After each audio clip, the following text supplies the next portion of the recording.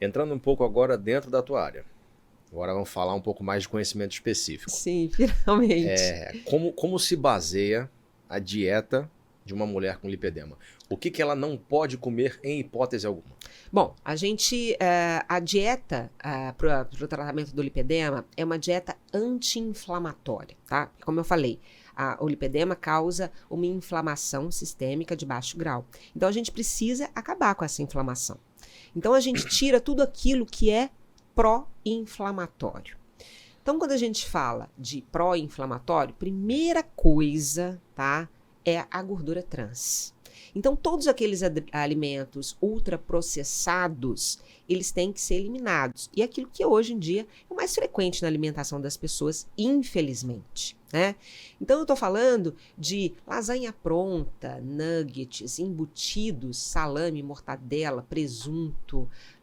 Estou falando de sorvete de massa, de macarrão instantâneo, de sopa pronta, de tempero em pozinho ou em tablete, de pipoca de micro-ondas, biscoito recheado, tudo isso. Uma coisa boa. Que tristeza. Pô, não posso comer nada. Ainda bem que você não é mulher, né? Graças a Deus. Essa parte aí, poxa. Pois é, então assim, esses a gente tem que tirar, tá? Na verdade, esses não deveriam fazer parte da alimentação de ninguém, tá? Sim, de ninguém. Também acho. Mas principalmente da mulher que tem lipedema. Por quê? Porque isso é altamente inflamatório. Então a gente retira isso sem, assim, pestanejar, porque isso é péssimo para todo mundo. Isso é a primeira coisa que você corta. Assim. A primeira Só coisa chegou que eu pra ti, corto. ó, Exatamente. Isso aqui tá fora do seu cardápio. Exatamente. Eu sei que às vezes não é fácil, mas é necessário, tá? Depois, açúcar. Açúcar em excesso. Então, eu falo com as pacientes, olha, açúcar não tem na natureza, tem cana. Ninguém chupa 80 metros de cana. Alguém já chupou cana? Vocês já chuparam cana? Eu já, porque eu fui criada no interior, né? Aquilo dá uma trabalheira danada.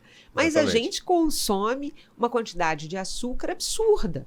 Então, o açúcar, ele causa inflamação, né? Diabetes é uma doença inflamatória causada pelo excesso de açúcar, de carboidrato.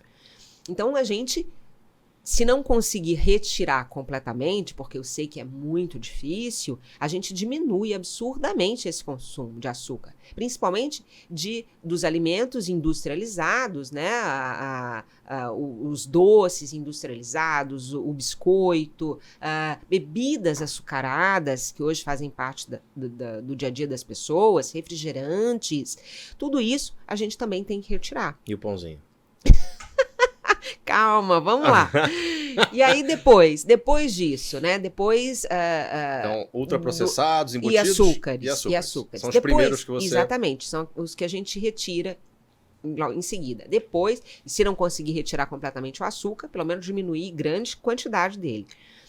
Depois, a gente vai para a gordura saturada, a gordura da carne vermelha. Carne vermelha é uma carne muito saudável, obviamente, né? Mas é uma carne que a gente consome demais.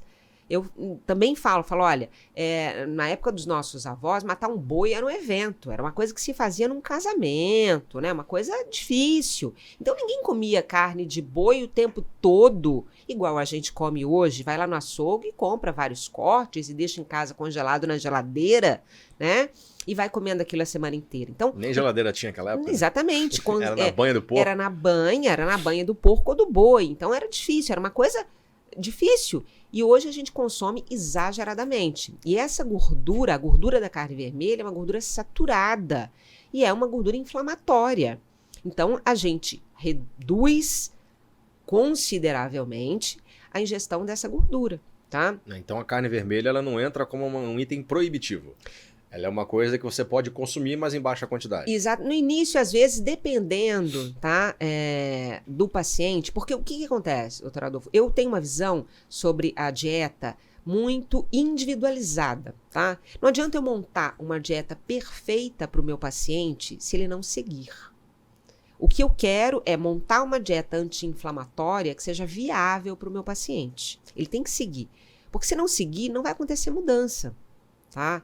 E a alimentação, ela está muito ligada ao afetivo das pessoas, né? Então, a gente tem que ir tirando aquilo ali, e aí a anamnese, a conversa com o paciente, ela é muito importante, né? Gastar um tempo com o paciente para entender o dia a dia, a rotina, e quais são os alimentos que trazem essa memória afetiva tão importante, que são tão importantes para esse paciente, que eu talvez tenha que manter num primeiro momento. Tá? Então, é tudo muito individualizado. O que eu estou te colocando aqui é uma coisa generalizada daquilo que é conhecido como os inflamatórios, né? Mas que não necessariamente eu vá tirar todos ao mesmo tempo do meu paciente. Eu preciso conversar com esse paciente para entender o momento que ele está. Tá? Uhum. Então, a carne ainda tem outro fator também, que é muito frequente que mulheres que têm lipedema têm um baixo ferroferritina, né, estoque de ferro. Então, a carne vermelha é uma fonte muito importante de ferro, vitamina B12. Então, eu, às vezes, se for permitido, eu retiro no primeiro mês, mas depois eu reintroduzo de maneira bem progressiva, tá? Porque, na verdade, a gente não precisa consumir carne vermelha mais do que uma vez por semana, 2 no máximo, né? E o brasileiro consome todo dia, 2 vezes por dia, no almoço e no jantar. Eu tô ficando com pena dessas mulheres. Não, Entendeu? não. Pô, não pode comer nada? Não, e Meu não, Deus. depois eu vou falar o que pode comer e tem coisa pra caramba, Vamos tá? ver, vamos ver. Tô aguardando, tô ansioso. E aí aí sim vamos entrar naqueles que eu considero que são os mais difíceis, porque hoje fazem parte da alimentação do brasileiro, da população mundial, é muito frequente, tá?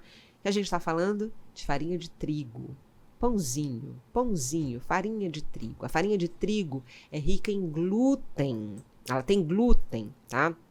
Que é uma molécula proteica lá do trigo, que hoje o trigo também que a gente consome tem mais glúten do que aquele que era consumido há 50 anos, tá? Porque o glúten é que traz amabilidade para a massa, que deixa a massa fofinha, irada, bonita, né?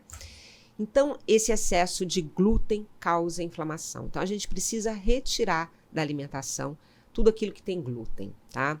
E aí eu falo de pão, pizza, coxinha, esfirra, quibe, Que vida. empadão, né? A pizza, macarrão. Tudo isso a gente precisa ou retirar ou reduzir. Mas aí você fala, caramba, vai comer o quê? Então não vai comer nada? Só que não, na verdade, o que está acontecendo? Está acontecendo um movimento, tá, na indústria alimentícia, porque as doenças inflamatórias, elas não são exclusivas da mulher que tem lipedema. Como eu falei, existem muitas outras doenças inflamatórias.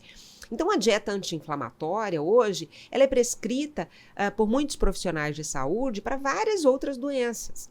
Então, faz-se necessário retirar esses alimentos, né, esses nutrientes da dieta. E aí, vou substituir por quê? O que eu coloco no lugar?